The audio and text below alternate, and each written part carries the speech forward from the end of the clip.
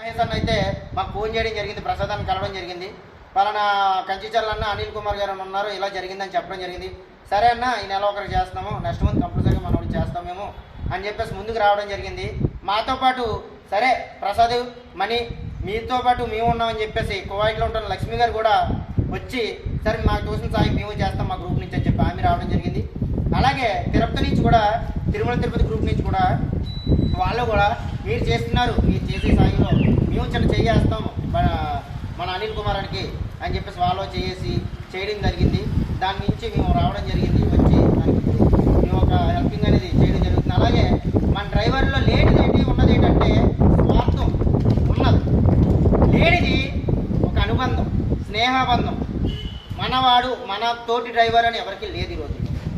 అలాంటి డ్రైవర్లందరినీ కూడా మనం కలుసుకొట్టుగా ఉండాలని చెప్పేసి ముందుకు తీసుకెళ్లాలని మన ప్రసాద్ అన్న, నేను, ఓబ్లేస్ అన్న ముందుకు వచ్చాము.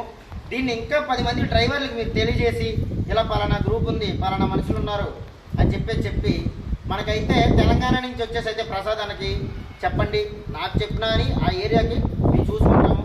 ఇలా రాజమండ్రి సైడ్ నుంచి అయితే నేనున్నా, ఇలా అయితే రాయలసీమ అయితే ఓబ్లేస్ అన్న, ఇలాగా మీ ముగ్గురు 3 వింతలుగా ఉన్నాం.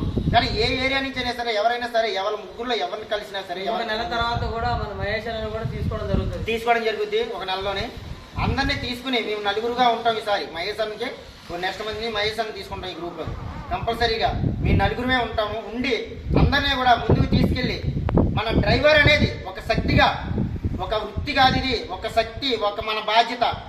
ఈరోజు